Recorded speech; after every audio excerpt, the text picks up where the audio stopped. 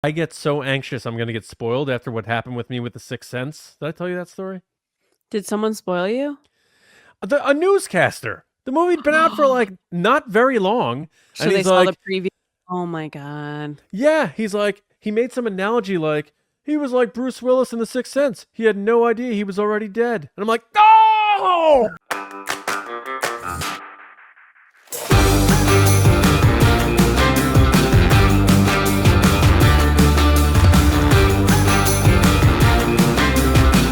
What's up, everybody? Welcome to Nerdy and Nice. I'm John, that's Lacey, and we're back, as always, to talk to you about all the cool things going on in movies, TV, and pop culture. So thanks for listening to the show or watching on the TRB YouTube channel. We appreciate it. Do us a quick favor. Make sure you're subscribed to the show. It's free. Spotify, Apple, wherever you get your podcasts. And then, like we mentioned, TRB YouTube channel, which is youtube.com/@TRB podcast. I think that's it. Correct. Yeah. Lacey, how's it going? It's going good. So the past few weeks, I have done quite a bit of thrifting.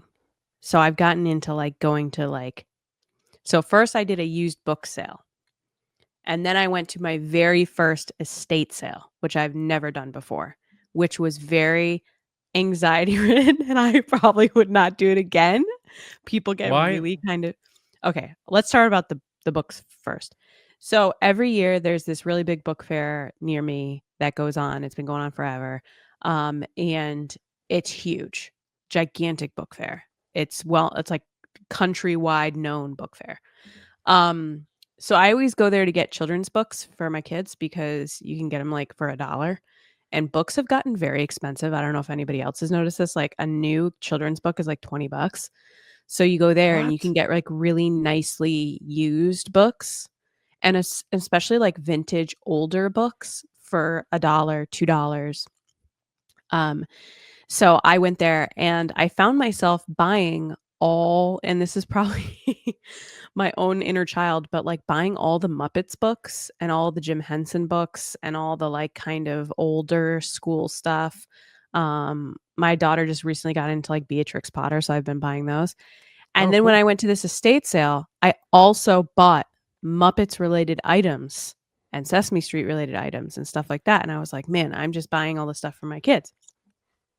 But yeah, the book fair is a little this way because there's resellers there that like get in there early because they let you go in early for an hour.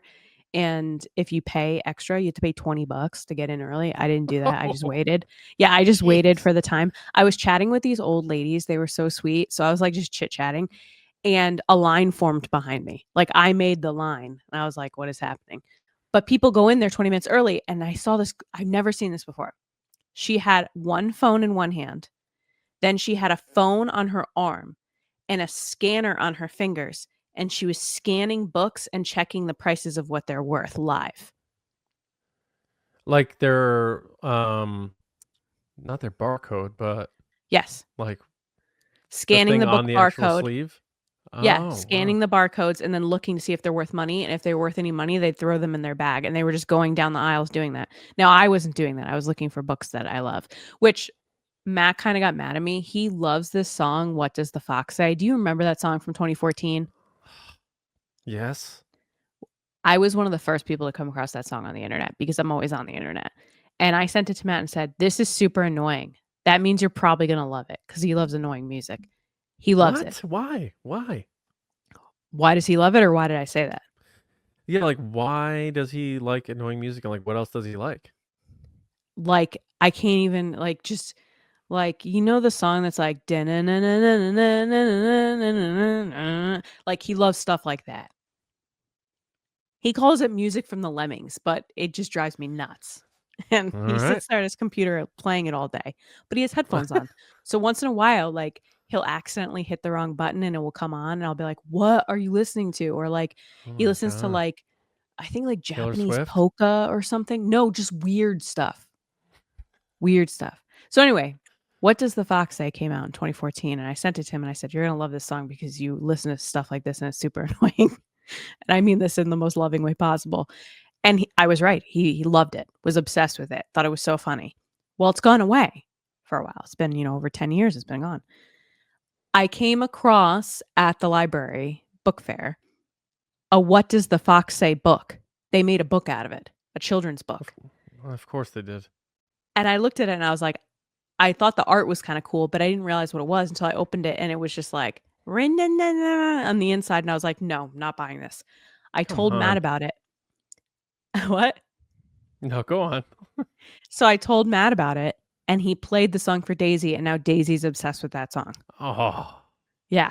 So it's every day going to school. Can you play What Does the Fox Say? Can you play What Does the Fox Say? I'm like, what? I feel like I'm back in 2014. Like, what is happening to me? Matt went and bought the book. I was like, unbelievable. How much is it worth? Like $3.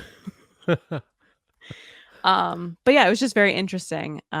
Just to share a little tidbit about just like, I feel like time and time again, I keep coming back to these old school shows and books and nostalgic driven things that I found on my own when I was little. Like my parents didn't show them to me. I found them on my own, but now I'm sharing them with my kids. And I know you've talked about it before, how you like love that. And I'm now getting into it. And it's like, I am determined to have my kids know who the Muppets are.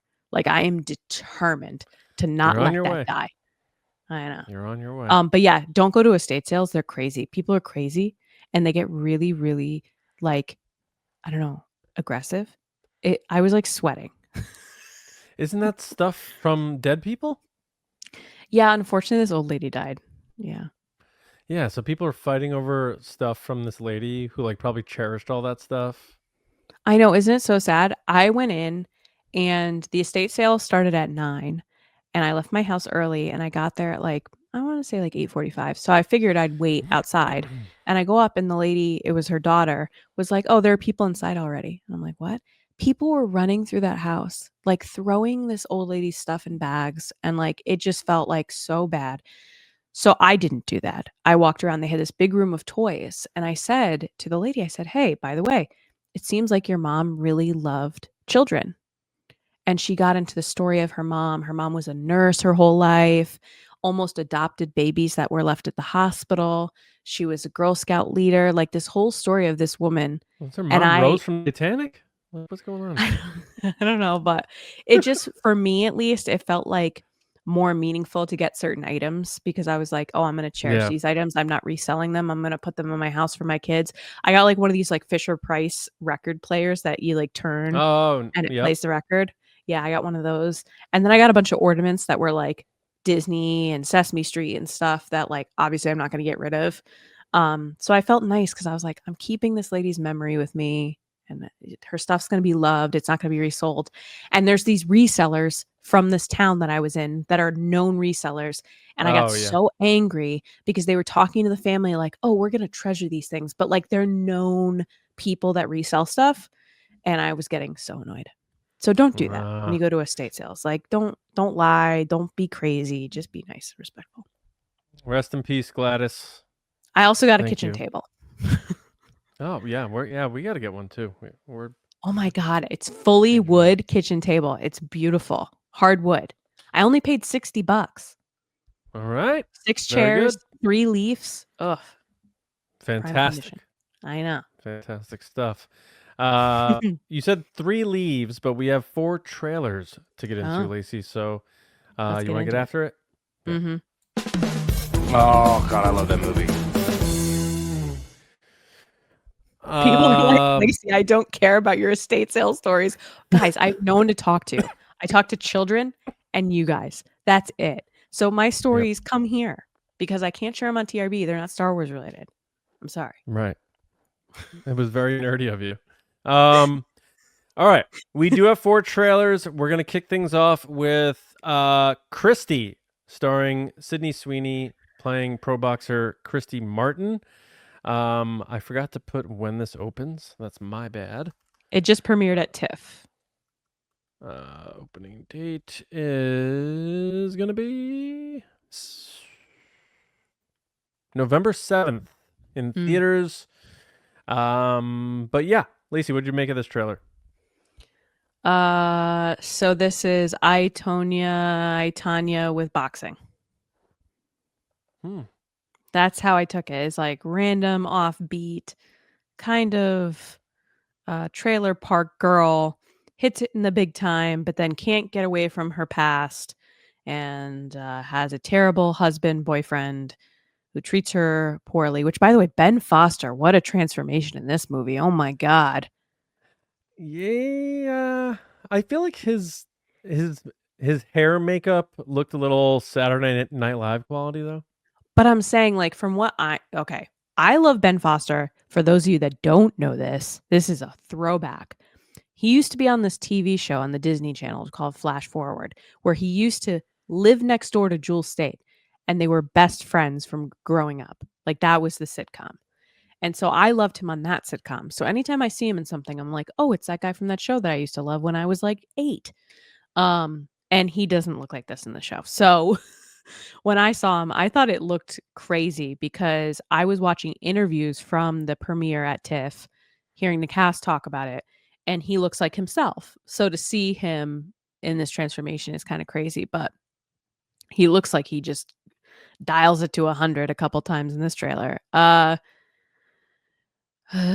gonna be honest. This does not interest me, and yeah, no thanks.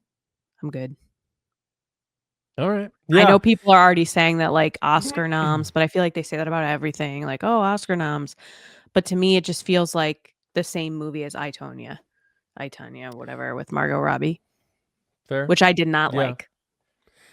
Yeah, I didn't see that. I remember the whole real thing going down, and even then, like, my mom was into figure skating, and she would make me watch I think sometimes. everybody was. Yeah. Christy Yamaguchi. Christy Yamaguchi. There you go. Yep. Yeah, I thought it was a decent trailer. I actually thought Ben Foster looked, like I said, like sort of like he had like an SNL balding head on. I don't know. It was a fine trailer. Sydney Sweeney is immensely talented, but I'll just say that this movie doesn't interest me either. So I don't think I'm going to go see it in theaters for sure. Maybe I'll check it out if it's on streaming. But it seems like, I know it's based on a true story, and I did like look into, the story of Christy Martin, and yeah, crazy stuff does happen to her. But I feel like we've seen this type of story too much. And I know you brought up I, Tonya for its like feel and vibe and situation, but I don't know. It just didn't really pull me, unfortunately. So that's Christy. Let us know what you think on that one. But we're moving on to another fighting movie, another movie based on a true story, The Smashing Machine, starring Dwayne "The Rock" Johnson, and once again, Emily Blunt. So they really like working with each other. Say your prayers, Jim. I know, they really like, they were in Jungle Cruise together? Are they in something else or just Jungle Cruise? No, I think there had to have been something else. It couldn't have been just all about Jungle Cruise, right? Try to look it up while I do the rest of this intro. I'll do that. Sure. So this is Benny Safdie, very popular, and it's for A24. Very popular for people who consider themselves indie cinephiles. Hits theaters October 3rd. It's about former professional fighter Mark Kerr and his rise, his fall, his struggles, and all that stuff. And there's been this movie got a 12-minute standing ovation. I forget what festival it was at. It was at Cannes. Oh, it was the Cannes. We just talked about that in the last trailer. But The Rock cried. No, Sydney Sweeney was at TIFF, not Cannes. Oh, I don't know why I thought of Cannes. Yeah. But yeah, this is about Mark Kerr, former professional fighter, and there's buzz going around about The Rock getting, like you said, Lacey, for Sydney Sweeney, Oscar consideration for this. The makeup's fantastic. I know he put a lot into this role. He clearly had to do some bulking up, which probably involved a return to steroids in some form, if we're being honest, at 54 years old. I'll start and just say, I thought this was a really, really good trailer, and I don't think this movie is going to be as good as that. if that makes sense. Mm.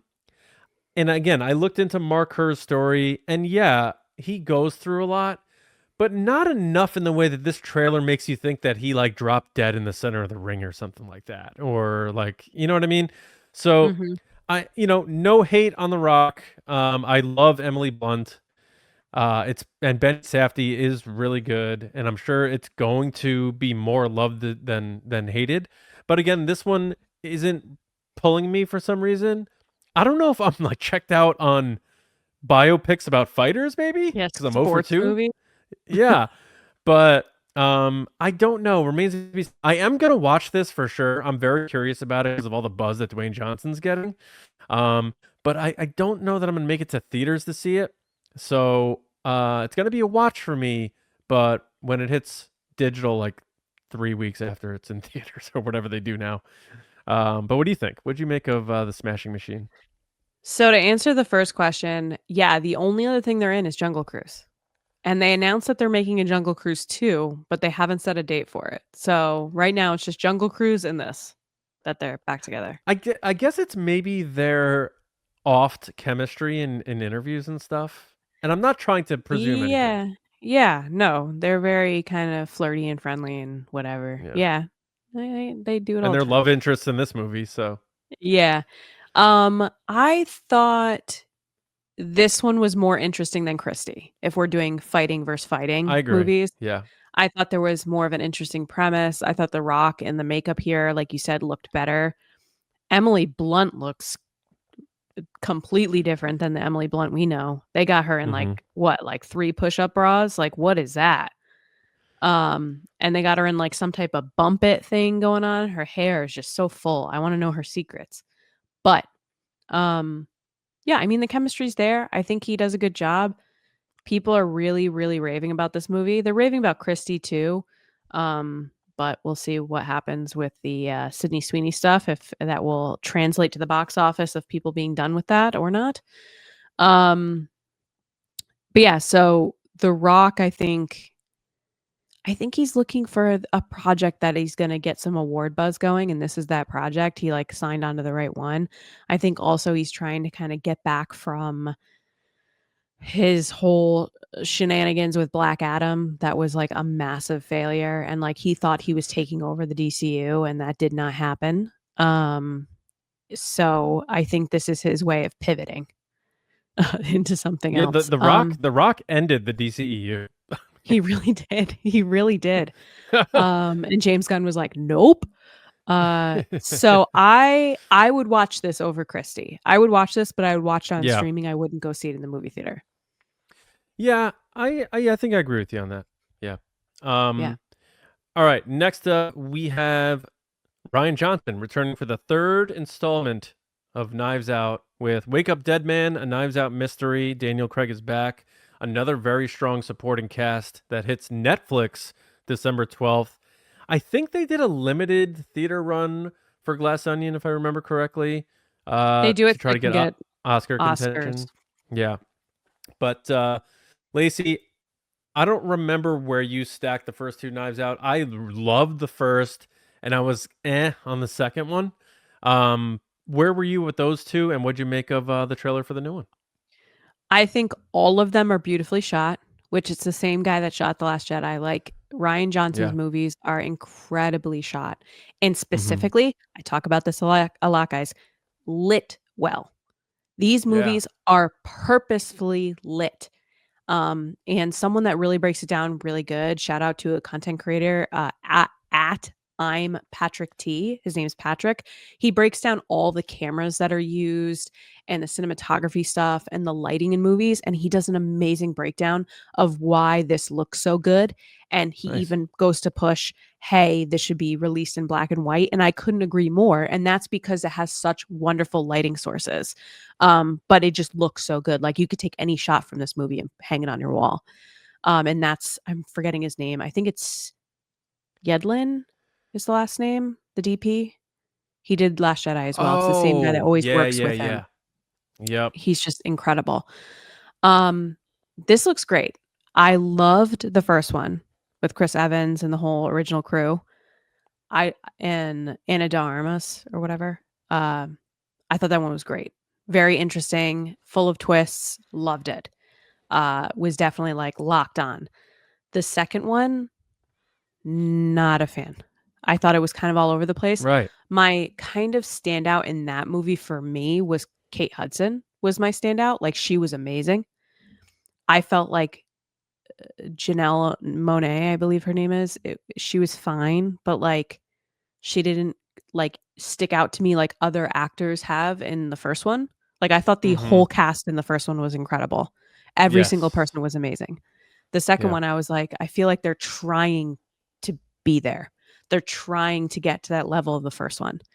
This one, I feel like is getting back to the first one. It's getting back to the like nitty gritty whodunit mystery because I think they went too spectacle with the second one, with the glass onion and the big mansion and all the craziness and wasn't the, I mean, can we spoil it by now? Wasn't the twist sure. like he did it himself?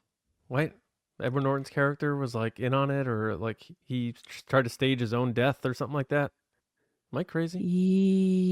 Yes, I think so. But see, that's the point is like I can't even remember what it was because that's how forgettable it was. Like it was just kind of like everything gets set on fire at the end and the Mona Lisa gets set on fire and I just Yeah, remember right, Kate right. Hudson was just so funny in that movie. Like everything she did was like ditzy blonde She was really stuff. good. She was Yeah. great. This one I just feel like is so much more interesting. And again, the lighting and the dark broodiness of it, like it's very kind of Halloweeny. I wish that they were releasing it around Halloween. I don't know why they're pushing it to December. I guess they're trying to get that December movie crowd, but I think Ryan Johnson has just found his niche, which is whodunits. I hope they keep making them. I think he said he wants to make like 5 or 6 or something crazy. I can't remember Oh wow. the Keep them exact. coming. You know, this Yeah. one's good. I just hope they don't keep getting the casts that are too bloated. Like when you get too many names, to me, it feels like too much. Like that's why I got with the second one. Whereas the first one, I didn't feel that. It didn't feel so big names. Yeah. But I'm And with definitely gonna see this. I'm gonna wait for Netflix though. I have a subscription. I'm not gonna go see it in the theater.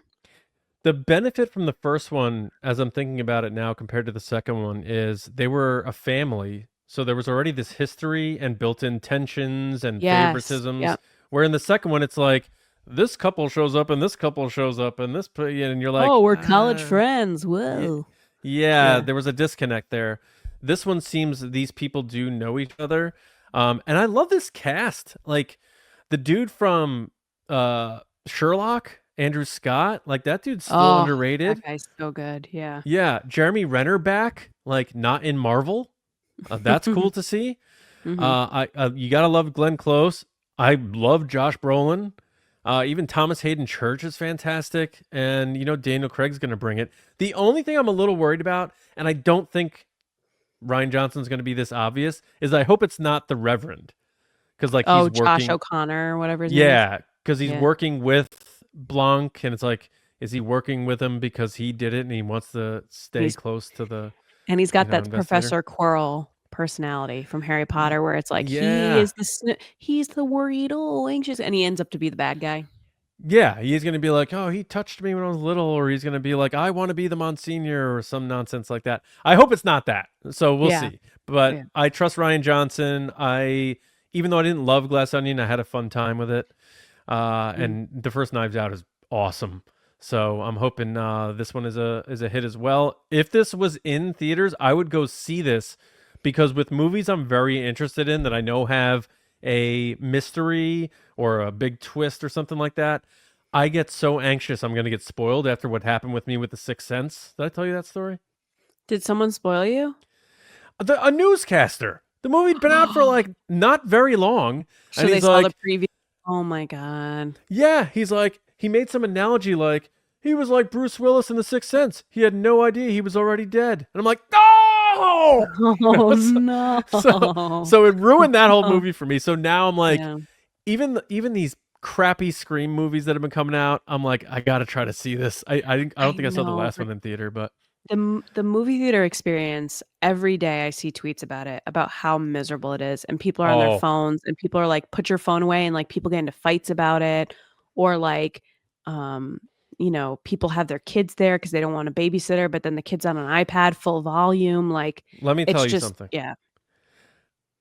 You and I, last time we went to the movies, we went to our local AMC. It was fine because it was like an early, We like saw 11 a.m. Deadpool. showing. Yeah. We saw Deadpool. And since then, which was a year ago now, that movie theater has gone so far downhill. I was telling you when I saw Superman. They ran out of popcorn. They ran out of popcorn. They ran out of water. The lights didn't go down. There was clearly some guy on meth or something standing in line for popcorn. Like, it was wild. So We should go to a local theater. I'd go to a local theater to see Wake I'll Up say Dead this. Man. Yeah, unless there is a preview event that we were able to get tickets through Fandango or something, where it's like 3 days early, go see the Mandalorian. I'll be like, all right. Yeah, we should go to a couple the local other theaters that are going on for sure. But anyway, I think this is going to be really good. I'm hooked into it. Like I said, I would go see this in the theater if it was coming out in the theater, not just because I don't want to be spoiled, but because it looks really good. And it's coming out around Christmas time. I feel like it's just a perfect time for those types of stories. It doesn't need to be a Halloween thing because there's murder I like and it being stuff. Halloween. I do too, but like, it would have been cool. Like, maybe there's a Christmas element here because, you know, it's taking place in a church. Who knows? Maybe. But I like what's going on with the connection, the chemistry between these actors just out of the gate in the trailer. And I think this cast is strong, and I believe in Ryan Johnson. So I think this is going to be really good, and I'm looking forward to it. Nice. And last but not least, we have the return of Ben Affleck and Matt Damon in The Rip, which is also hitting Netflix, but not until after New Year's on January 16th. They're playing corrupt cops. I wasn't able to pin whether it was Boston or not. I don't think I heard their Boston Miami accent. PD. Oh, it's Miami. Okay, right. But they might be what- from Boston, you know. They could be from Boston. New York. Yeah. Yeah. But yeah, Lacey, what did you think of this one? I loved it. I loved the trailer. I thought it was really witty. Cool. All right. What did I love? My favorite part was the tagline. It was like, trust has a price. Or trust always has a price. I was like, that is so clever. Such good wordplay. Because it's about them stealing money from a crime scene. Right. I think the one thing that surprised me is Tiana Taylor's in this. She's like a artist, like a musician, R&B singer that I was like, oh, it's kind of like when they threw like Rihanna into a bunch of stuff. Oh, That's yeah. all, but she looks great in it. It just caught me off guard because I'm seeing Matt Damon, Ben Affleck, and there's Tiana Taylor. I'm like, yeah, like okay. you're watching Training Day, and Macy Gray rolls up. You're like, what is going on? Why is she Yeah. here? No, it She looks stumbles into the really scene. good. And the funny thing is, when the girl comes to the door for them to come in, I was like, is that Supergirl? And then it was. It is Supergirl, isn't it? It's the girl that no, I played don't. Supergirl in the previous Oh, the in Flash. the Flash. Yeah, Sasha Yes. Calle. Yeah. Yeah, so she came and I was like, and I haven't even seen the Flash, and I was like, is that the Oh, girl that played God. Super? Yeah, but she looked great as Supergirl. Oh, she did. Yeah, for sure. But yeah, I mean, seeing Ben Affleck and Matt Damon together, and we actually just did a Patreon video about actors we'd like to see in Star Wars, and Markets Kind of Vacants said Stephen Yeun from this trailer. So I have to agree with him. He kills it in this. Yeah. Yeah, I immediately noted it in my brain that this is coming out on the 16th, and I will be watching it. I can't wait. And also, aren't you a big Kyle Chandler fan? No, I mean, Oh, I think I thought you were. no, we've talked about Friday Night Lights before about okay. how like Yeah. he's in that, and everybody talks about how much they love it. Yeah. And how we draw comparisons to Friday Night Lights a lot. Which I have to give it a chance. I've heard it's really good. I feel like I've watched a is. couple episodes and I haven't really gotten into it, but I got to give it a chance. But he's also going to be in the Lanterns movie, so we've been talking about that too. So I don't know if I'm a Kyle Chandler fan, but I like him. He's fine. Yeah. I like Kyle Chandler. Bloodline, I'm telling you, you got to watch at least season 1 of that with him and Ben Mendelsohn. Sure. But yeah, I mean, Ben Affleck and Matt Damon, like, just still best friends. Sold the movie their for whole me. life. I'm like, seeing those two again, it just brings back feelings of a simpler time. Kind of like me with the Muppets. Yeah, so and they look good, you know, and both of them can act. And I'm excited. Who directed this? I assume Ben Affleck didn't direct it, right? Oh no, the writer, Joe Carnahan. What else has he done? I should have done this in advance. I don't know, but I feel like Ben Affleck and Matt Damon bring the best out of each other, so you know that Yeah. you're going to get like the best of the best performance from either of them. Yeah. The other thing I was going to mention, and I know I sent this to you, is did you see the clip where Matt Damon said he was offered Avatar by James Cameron? And Yeah. he offered him Avatar and 10% of box office Yeah. to be in Avatar. And Yeah. Matt Damon said he was doing the Bourne series at the time and he was too tied up with that. And he's like, look, I can't do it. And so everybody in the room starts laughing. And he's like, I said no to 10% of the Avatar box office. Which he would have made. He said like 200 million. He would have made $300 million. He was saying basically like, everyone's laughing. He's like, you're laughing, but like I could be just making movies for fun now, like, and not worried about like like getting money for, you know, producing or getting money for the productions. He's like, I would just be making movies, like whatever I wanted. I wonder if it's like a big regret of his life. He made a big joke about it, but I wonder if he's like, oh man. Yeah. I was just trying to look up what Sam Worthington's salary was. Probably like $300,000. Yeah. I think that's what Daisy Ridley's was $300,000. I think he's made a lot since the sequel. In Star Wars. Yeah. In Avatar 2 and stuff like that. But anyway, yeah, that's crazy. But no, this looks really good. I'm all in on this. I don't know if I'll get to theaters, but if I can, I will. Because it looks like it's going to be a really. It's only on Netflix. Yeah, but you don't think they're going to try to do one of those? It's only on Netflix. Only Rian Johnson and Narnia have limited screen. It's like a new thing for Netflix. So that K-pop Demon Hunters being in the movies recently was the push because fans were asking for it. Oh, gotcha. I thought it was up to. I thought the filmmakers could work a deal, but if it's only Netflix, yeah, I'm definitely gonna be watching this as soon as this comes out, 100%. All right, that's it for trailers. We got some news, so let's get into it right now. Human sacrifice, dogs and cats living together, mass hysteria. Enough, I get the point. We should really just rename this What's Happening in Superman. In DC. In DC, because that's literally what happens in this segment. Are you getting annoyed? Are you getting annoyed with it? No, it's just funny at this point because that's literally the only note. It says something. Then when that's the only news we're getting is from the DCU and from James Gunn, you kind of look around in the room and you're like, guys, anyone else? Anyone? Guys? James Gunn is doing work. He's cooking. So the news this week is Superman sequel Man of Tomorrow is going to feature Lex Luthor and shoots in April 2026 of next year. And some of the quotes coming out of that from Variety are, it's a story about Lex Luthor and Superman having to work together to a certain degree against a much, much bigger threat. Gunn teased about a sequel for the first time. It's more complicated than that, but that's a big part of it. It's as much a Lex movie as it is a Superman movie. I love working with Nicholas Hoult. I relate to the character of Lex, sadly. I really wanted to create something extraordinary with the two of them. I just love the script so much. And then he also goes on to talk about Supergirl as well, where he said that the casting of Millie Alcock as Supergirl is, quote, might be the best bit of casting I've ever done in my entire life. She is absolutely stunning in the movie. So, John, starting with the Lex Luthor stuff, are you a big Lex fan? Are you excited to see more of Nicholas Hoult specifically? What are your thoughts? The funny thing about Lex Luthor with Superman is when Superman Returns came out in 2006, it was supposed to be a pseudo sequel to Christopher Reeve's Superman 2.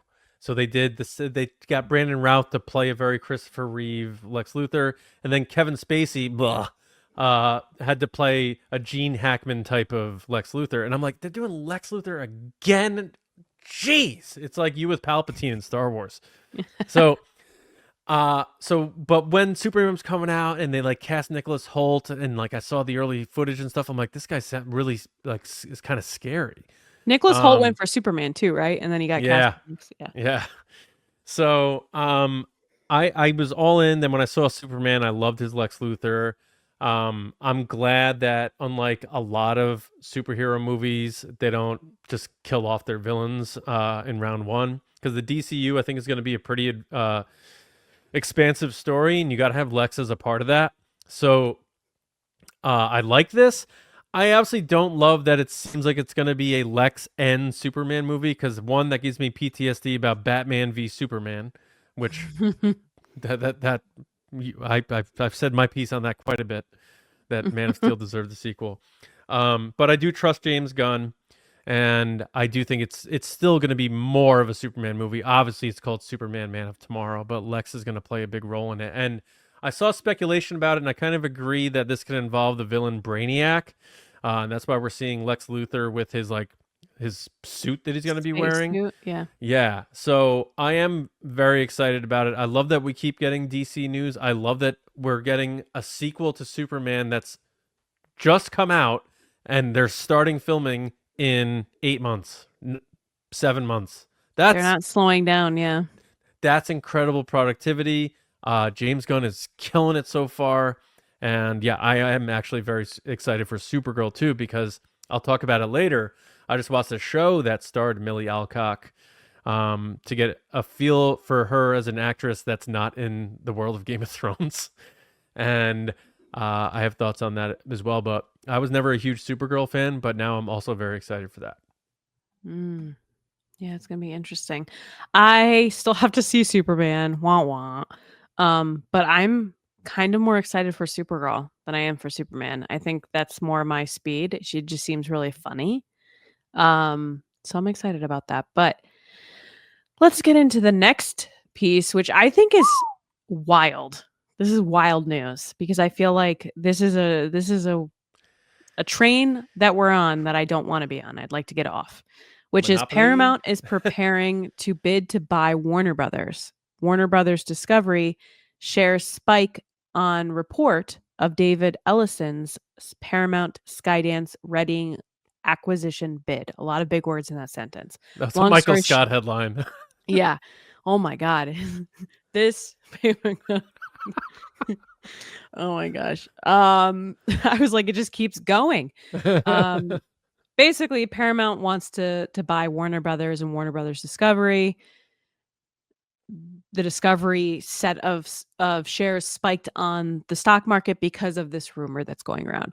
Now, we've already talked about Paramount, I think last week or the week before, with this new guy, David Ellison, who's kind of taken over, who's going wild. He's like, we're doing Transformers. We're doing Top Gun. We're doing Star Trek. And they are just rounding up the troops. They got all the South Park stuff going on, while also doing kind of this crazy CBS News, like, I don't want to get into it, but like crazy stuff on that end. But they're just trying to basically buy everything up. I'm a big believer of studios should be separate, that not everything should live under one banner. Not to date myself, but back when I started college, one of the big classes you take in the major that I had, which was media studies, is Media 101. And in that class, they put up a big slide on the screen that was like, these 7 companies own everything, and everything you see, do, talk about, buy, etc. Oh yeah. is these 7 companies. Now, it's gotten not as bad as that, as 7, but it's close. Because GE was one of those major things, which it's not anymore. And then obviously now you have, by the time I got out of college, you had the rise of Facebook and Google and all these other kind of more digital platforms that have taken over the spots of other older companies, like, which is now Comcast, which was GE. But I remember at that moment being like, wait, so 7 dudes, to be fair, it was all dudes running the companies at the time. 7 dudes are deciding everything we see, which is a term called agenda setting or gatekeeping, which now everybody uses it in like kind of like flippant way. Oh, they're gatekeeping me. Okay. Yeah, I don't agree with this. I don't see our government blocking it. Like, that's their job to regulate that stuff, the FTC and whatnot. I don't see them doing that. I see them being like, go for it. Because I'm sure they all have shares in these companies. As we've learned over time, a lot of our Congress people have shares in these companies that then look to turn around a quick buck. So it's a dark timeline. The Warner Brothers people sold the Coyote movie, so hopefully we'll get to see that at some point. But yeah, this is not looking good, because this is how people consolidate companies. Then you lose history. Then you lose projects that were decided ahead of time. You lose projects that have been made that they want tax write-offs on. That's literally what happened the last time Warner Brothers merged with Discovery, is that you lost Batgirl. You lost all these other projects. The Coyote Acme project. I'm just worried that we're going to see that happen when Paramount takes over Warner Brothers. Mm-hmm. And it's interesting that Warner Brothers would even consider a bid to get bought out, because they're about to put out a bunch of stuff in the next year, including, Harry Potter stuff. Like, they're working on their biggest IP brand right now. So it's just a wild thing. I hope it doesn't happen. I think monopolies are never a good idea. I feel like everybody played that game and just like lost the point. Like, once someone gets all the properties, like, it's over. Nobody else wins. Like, that person just keeps taking your money. And I feel like people played that game and they're like, this game is the best. I'm going to do this in real life. And Hasbro's like, no, wait. That's not the point. Well, it wasn't even so Hasbro bought Parker Brothers, which was the original company. Right. So Parker Brothers was like, we're going to sell out and sell all these people and fire them and give all our money to Hasbro and our ideas to Hasbro. So, like, there you go. Monopoly got sold to Monopoly, which is another Monopoly, then whatever. Capitalism sucks. That's basically what I'm telling you. All right. Yeah, we're having a good time here on Nerdy Nice. Thank you for joining us. For those who want more, which one do you actually choose on the game board? Like, if you're choosing a token, which token do you choose? I used to like the car when I was a kid. You're a car person? I always picked the dog. The long stretch car, because I felt like it looked like the Batmobile a little bit. Yeah, that sounds like you. I like the dog because it was like a little Yorkshire Terrier, right? Yeah, it was like a little Scotty dog. Yeah. My sister was always the car. I was the Scotty, and then my little sister was always the hat. Because my little sister always got what was left. So she's like, I guess I'll be the thimble today. I'll be the whatever. You know what I mean? Poor Kelly. She's doing all right. She's fine. She's fine. She's fine. She all she designs is hats. I don't know why, but she does. She just loves top hats. I don't. Like, every she just time wears she one sees regular. someone She's just always wearing a top hat. Yeah, that's why she probably doesn't like me because I wear a hat. Honestly. When did she not like you? What? No, I just made it up because I wear a hat. Don't spread that around. Kelly's a very those nice rumors person. around. All right. So my thoughts on this, I do agree with you. I'm not going to go too long on this because I do think you connected the chain of events and how that stuff parallels other companies. But just from a creative standpoint too, it's like, I know, it is ironic because, for forever, Lucasfilm was just Lucasfilm, and then Disney bought Lucasfilm and stuff like that. But it has let it operate in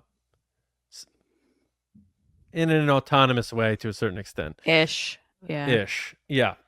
But with this, it just feels like these are two juggernaut studios that we've all grown up with. We know the logos in our minds. We could paint them in our minds. They're just these two staples. And they're going to call it a merger to make it seem nice, but it's not. And I've always wondered what was going on with Warner Brothers. And then at the same time, I'm trying to figure out, how does this impact DC? Well, I think it would roll up under, I think they would treat it like Disney treats Marvel and Lucasfilm. It would be Paramount's the parent company, and then WB would be one of the brands, subsidiaries. Yeah. That's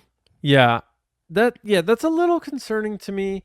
But man, Paramount is really just becoming an absolute juggernaut. Like the South Park deal, and they just did. They have a first look deal with Glenn Powell, I believe. Still, is that Paramount? Am I wrong? They do. That? Yep. So you just keep hearing Paramount, and I always thought like Warner Brothers was a really strong studio, but I guess not. I don't know. I mean, It is interesting because it Yeah, plays into our next story, which is they also just signed a first look deal with Will Smith and his production company, which we're back okay with Will Smith, question mark?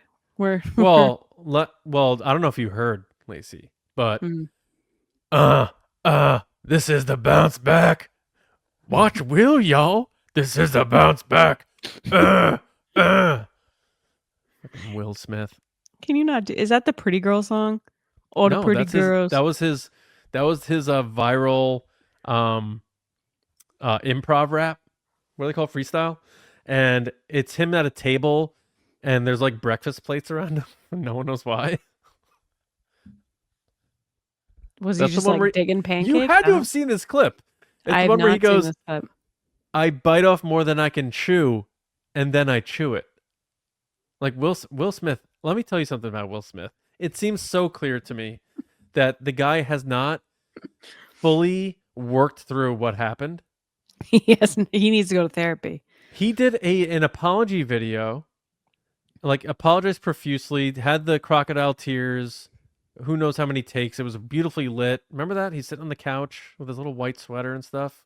Where are you watching these videos? I haven't seen any of these When he apologized for slapping Chris Rock, you had to have seen that. Yeah. I didn't see it. So, but then now he's back to, like, is dissing still a word? Taking shots at Chris Rock in his freestyle raps. So it's like he's come all the way back around. And he's like rapping in a very aggressive fashion now, where he's doing those grunts and stuff, and he's trying to act hard. And it's like Will, like Exhibit? You have the lowest testosterone you've ever had in your life at this point. You're 58 years old. You used to like rap about light, fun, like good time stuff, and people loved you for it, the Fresh Prince. And now you're like playing this villain role. It's so strange what's going on with Will Smith, and people are seeing through it. They can tell it's not the real Will Smith. He's trying to do something different in an aggressive way, it seems. He needs help for sure. And because Will Smith was, if people who are younger don't understand, Will Smith was the biggest star on the planet in the late 90s. They offered him The Matrix. Like it was the biggest guy around. He had number one movie, number one albums, number one single. Like it was his time.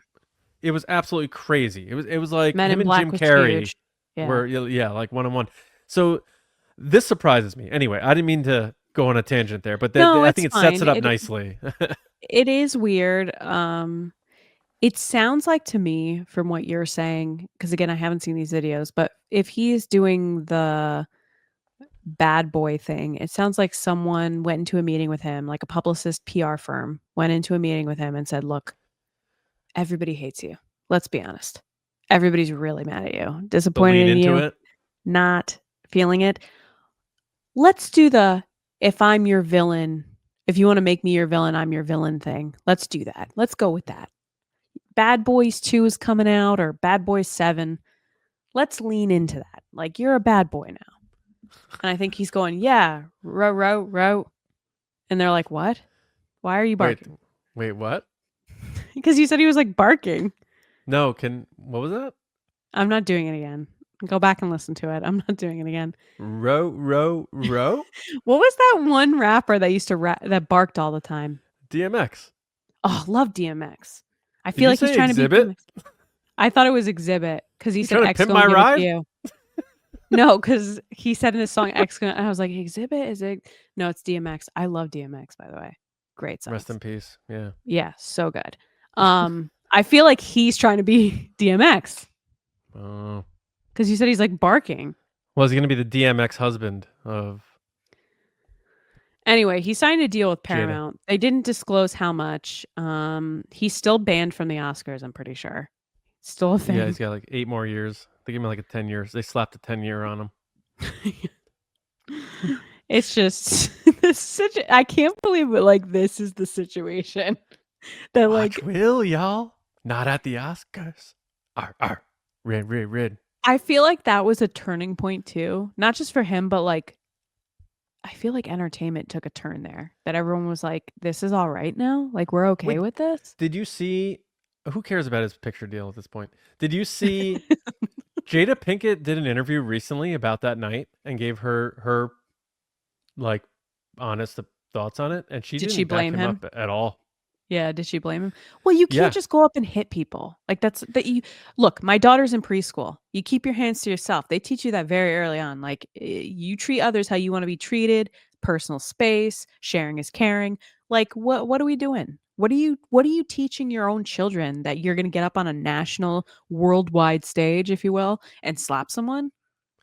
Yeah, with everything that's going on in the world right now, the amount of violence that's happening, Oh my like to gosh. see Will Smith, like imagine in 1998, he's doing the That's Men like in Black Tom thing. Hanks. That's like Tom Yeah. Hanks getting up on stage and slapping someone.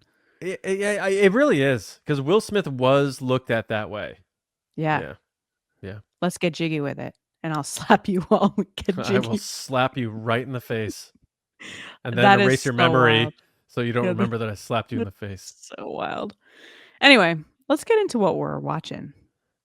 I love that Are we we done skipped with over that news story. I don't have anything to say to it. Okay, he got money. He's got a first look film deal at Paramount. All right. Great. Let's move on. We could never leave the house and would just probably sit around all weekend and watch TV. Go on. All right, so it looks like we both watched The Paper, though I did not finish it. I watched one episode. Oh, okay. Only the opening, because that's Okay. all the time I've had to watch it. Are you because going to try to do one a week? No, I was going to watch more. I just haven't had the chance. But All I right, wanted to well- at least watch the first one so that Yeah. you and I can discuss the first episode, if that's okay. Okay. Yeah. You go first. Actually, talk about your other stuff Um, first, and then we'll go into the paper as our own thing. Okay, so I teased it before talking about Millie Alcock. Kathleen and I watched the series Sirens on Netflix. Mm-hmm. It wasn't that good. Yeah, it was one of those shows where you're like waiting for the other shoe to drop, Oh, and it doesn't really drop. it's like a and- DJ where you're like, drop the bass, and he's like, Do you remember? Yeah, exactly. Andy Samberg did that skit on SNL where he like never dropped the bass. Yeah. Or what was that viral video of that? I'm a big viral video guy today. That viral video Apparently. of that dude at a wedding, and he was like busting into Turn Down for What, and then they turned on Dancing Queen. Like, you ever see that video? The transition? No, but I know what you're talking That about. guy was so mad. Anyway, yeah. So Sirens, the ending falls flat for me. I won't spoil it. It has a really good cast. It has obviously I just said Millie Alcock. It has Kevin Bacon. It has Julianne Moore. And I think one of the standouts was the sister, who was played by the wonderful Megan Fahey, and it was just a really interesting show. And it was like I felt like when I was done watching, Lacey, it felt like when you and I finished The Acolyte. And I'll just leave it at that in terms of like what we were speculating and wondering. Kathleen and I are coming up with all these theories. We're Charlie with the map and Always Sunny. And then by the end, we're like, so it was just, and X. and that, But Millie Alcock was really, really good. And that's all I needed to take away from that. Kevin Bacon was solid. Julianne Moore was not her best. But Millie Alcock was really good. Gets me pumped for Supergirl. But an all right show. You have to follow along. So it's not one of those scroll and watch things that Netflix likes to do. But that's that. And then I watched. We don't even like our viewers to like really watch. We just Yeah. turn it on in the background. A little background. Yeah. As long as we get the views.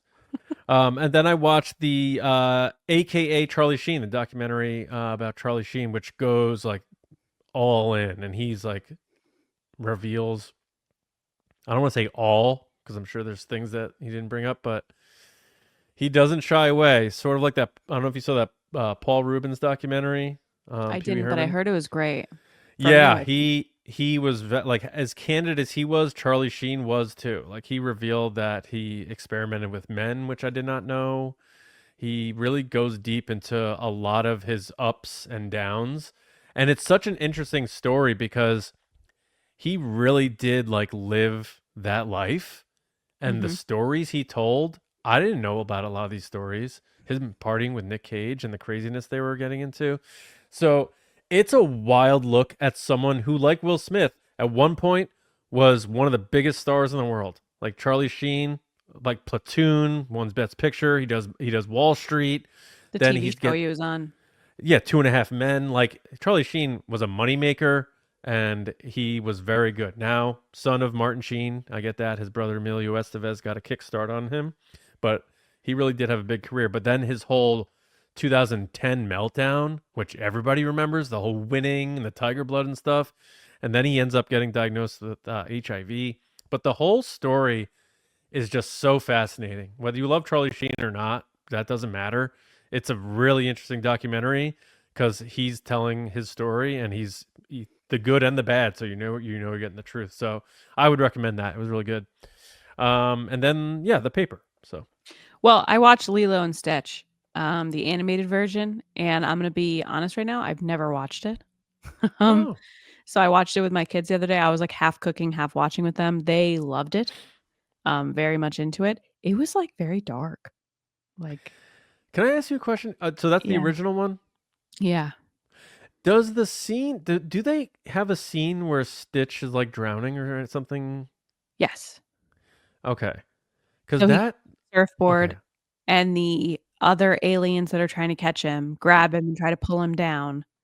And he almost drowns. And then the guy gets him, David, and brings him onto the beach and saves him. Okay, because the Yep. live action version of that Release them. was like, I think it Traumatic. scarred my kids for life. It's like with people with the horse in the Never-Ending Story, I guess. Oh my God. My Daisy's been asking to watch the live action one. And I was like, I don't think you're ready Careful, for my that. kids still talk about it, and when kids still talk about things, you know that they're like Unlocked a bothered them. core memory. Yeah, created a core memory. Yeah.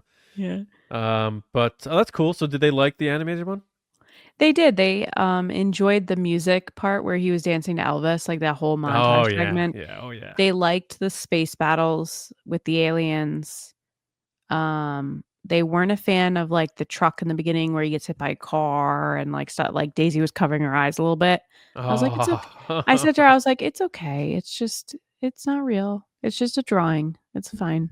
She was okay. You know, I got to get them off just Frozen all the time. I can't do Frozen again. I'm sorry. Need some new material on here.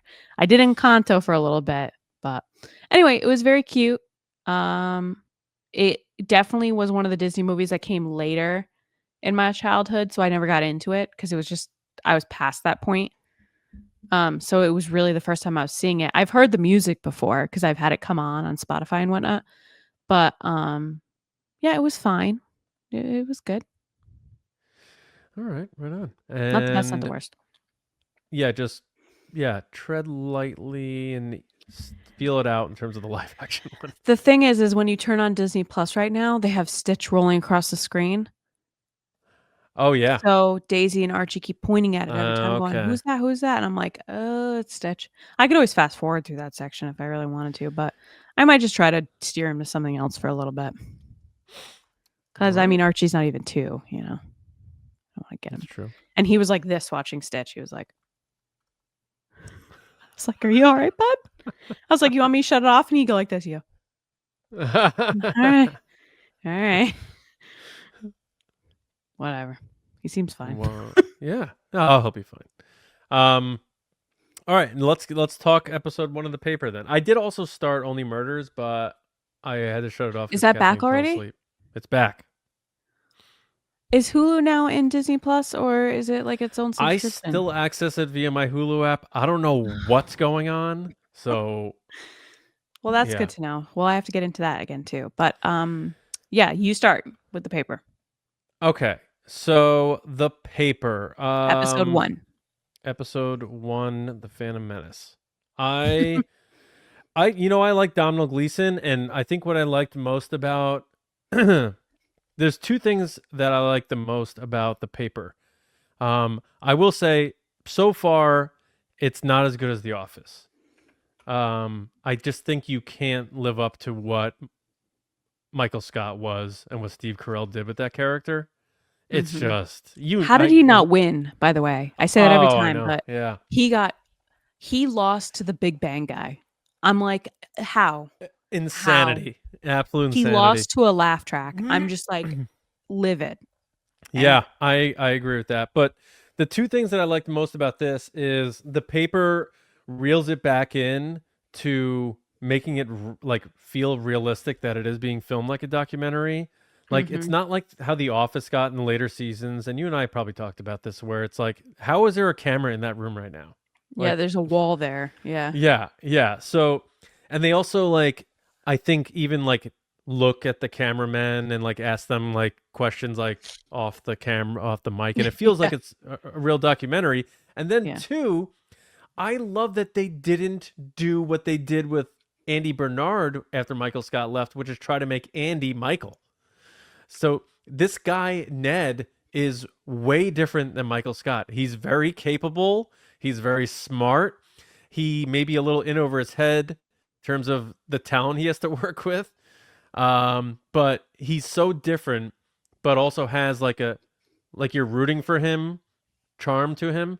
And he doesn't need to be the main folly the way Michael Scott was. He's letting the other cast members be that. So I like how they've changed that up, even though it's the same team making it. So I'll hand it over to you from there. Those two reasons alone are why I like it, because I was fearful seeing Oscar and stuff that they were just going to try to capture a new Michael Scott like they did with Bob Odenkirk on that one episode of The Office.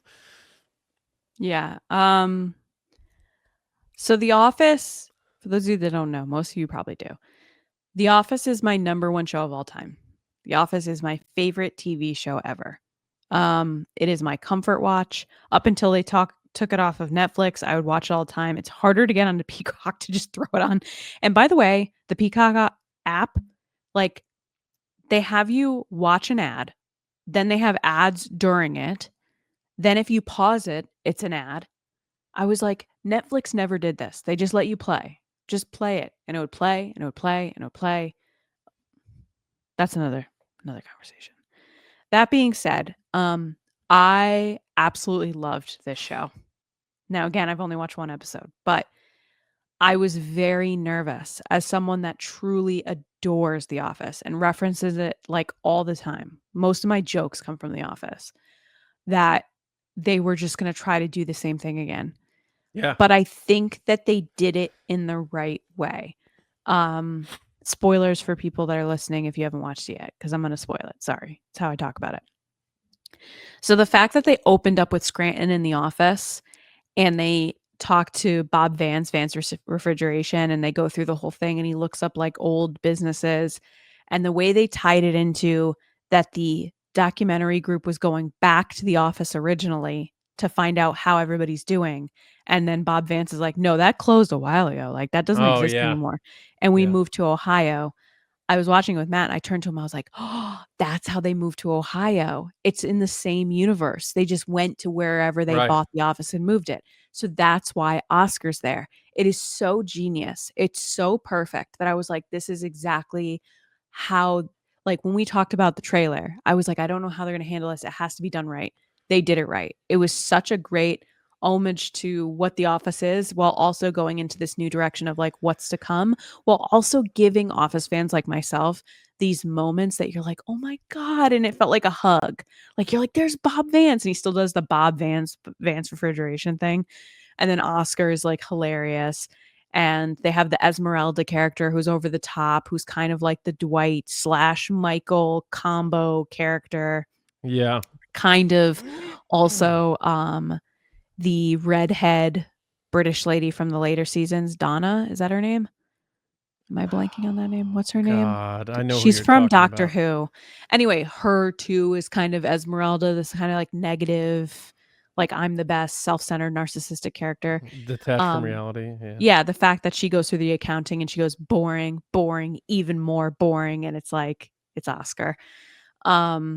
Obviously there's moments where you see certain characters that you're like, okay, I see what they're doing here.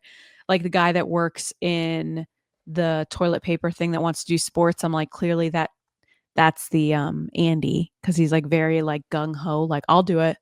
And you're like, oh, that's kind of like the Andy. Then you have the sales guy who's similar to Creed, where he's like kind of trying to protect himself, and he even admits that he's lying just to protect himself. And everyone's like, sit down, you're so annoying. Like, it just reminded me very much of Creed. So it's like they kind of took the formula of The Office and then threw in some new ingredients and mixed it around. Again, I've only seen the first episode, so we'll see where it goes from here. But I really, really liked it. And I like that the main guy, Ned, is genuine in what he's doing. It's not coming from a self-centered place, which I think when we first meet Michael in the office, he is, oh my God, so obsessed with himself. He thinks he's world's best boss, etc. Oh, he's an a-hole, But then as the series goes on, I really felt for Michael because he was just trying to be liked. Like he just wanted friends. Yeah. Once he found that, he Yes. started becoming his real self. Yeah. Yes. And so there's no wonder why when he left, I straight up cried. Oh, yeah. I was sobbing. And it was like, I'm pretty sure it was Matt and Mai's like second date. What? We were hanging out for like the second time when that episode aired or something like that. Or like we were watching it. Yeah. And we were like hanging out at his house and he's like, oh, you want to? I was like, of course I do. I'm just sobbing. And he's like, what did I get into here? What is this? Wow. And now look where I am. So I will say Ned is sort of like more like Jim than Michael. Yes. Without being a dick. Like Jim, he's not a slacker. Jim was also kind of a dick sometimes. He was later on in the seasons. He definitely was a dick. One of the episode where Jim figures out how mean he is to Dwight. Oh, that's like a heartbreaker episode where he's sitting there and he's going through and he's like, oh yeah, I did that. Oh yeah, I did that. It's like they don't sound that funny all in a row. Yeah. Yeah. Poor Dwight. And then Mare is sort of like this show's Pam, you know? Yes. So there's a clear romance happening. Like, obviously. And it seems like they flipped it so that the guy, like she's kind of Jim. And then the other guy's also Jim and Michael mixed together a little bit. And a little bit of Dwight. It's like he's a combo. But she's yeah. Let me ask you this. Will you be, because Frasier did this with Cheers, would you be happy or sort of like turned off if they do Office cameos? I would be okay with it if they're done right. Like the Oscar thing's perfect. Bob Vance was perfect. Okay. All right. But it has to be a reason. So they moved the office to Ohio. So why would Michael go to Ohio? Why would Jim go to Ohio? He has kids. He's in Philly. Like, why would he go there? So that's why it makes sense for Oscar. He has nothing holding him to Scranton. So he was like, sure, I'll move to Ohio. I have nothing to lose. So he moved to Ohio. It doesn't make sense for any of the other characters to be there. Oscar's good in this because when he looks at the camera, sometimes I feel like he's looking at us, the audience, who know what he's been through. Like, why am I here again? You've trapped me here. Yeah. Yes. It's really like endearing. Yeah. Yeah. It's really funny. Which, by the way, he's in The Proposal and he's like one of the funniest characters. He's like the stripper guy. Yep. He's so funny. Yeah, I thoroughly loved it. And I know they already signed on for season 2. So that's exciting. And then I did notice a headline today that said Rainn Wilson, who played Dwight, was saying how he wished NBC did a Dwight spinoff and said that it would have made so much money or something like that. I think he was joking, but I think it's hard for someone like that to be like, why didn't they just continue my story? But at the same time, it's like, hey, man. Wasn't the episode The Farm like a test pilot for a Dwight spinoff and people didn't like the episode, so they didn't go through with it? Which one was The Farm when Jim and Pam go to visit? I don't think it's that one. It's later on. It's like season 8 or 9, and it takes place pretty much wholly on the farm with Dwight and his cousin and stuff like that. As much as I love The Office, guys, I don't go past when Michael leaves. I just start back at the beginning. I do too. I don't go further. Like the triangle thing, the triangle tablet, and I hated Erin. I hated Erin. Erin was not fun to me. She was not cute, like just annoying. Yeah. I mean, we get Erin in the Michael years too, but she seems to get more annoying in 8 and 9. Yep. And then the other element is a lot of people loved the series finale and I didn't. The Dwight and Angela wedding. I thought that was a misfire. Michael And I didn't know, even talk. And how does he Yeah, have kids already? He hasn't been gone that long. yeah, I think did they fast forward or something? But they And say that, and he has gray hair. And yeah, then it Kelly was and Ryan run away together. It makes no sense. yeah, and the fourth wall thing where they're all talking about the documentary experience. I was like, they went too far. They went too far, and I actually didn't like that finale at all. So I also stop after Goodbye Michael and turn it back around. That's when the show ended. All I think about when you said goodbye, Michael, twice, and all I think is goodbye, Toby. It's been Toby. Yeah, it's good. Which I believe isn't that Greg Daniels? Isn't Toby Greg Daniels? Oh, mate, I think you might be right. I'm pretty sure Greg Daniels. No. He's the other guy. He's one of the writers, though, right? Yeah. Paul Lieberstein. Yeah, he was one of the writers. Yeah. Yeah. So one of the jokes going on. Oh, showrunner. Apologies. Yeah, he was the showrunner. So the joke is like they treat him like trash, and he was the guy running the whole show. He's not even a part of his family. Anyway, we got to get out I of have here. to tell you, I know, but every time, because we talked about a couple weeks ago, quotes we say all the time. Goodbye, Toby is definitely one of the quotes. Like anytime I'm like I want someone to go away, or I'm like, I've had enough, I'm always like, goodbye, Toby. Yeah.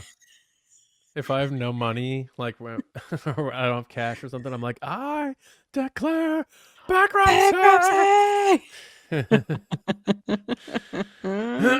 And I would say let's start an Office podcast, but they have the Office one with the actual people from the Office, so it actual makes no people on sense it. for us. Yeah. What do you care what I say? Yeah. Star Wars has Pod of Rebellion now, so.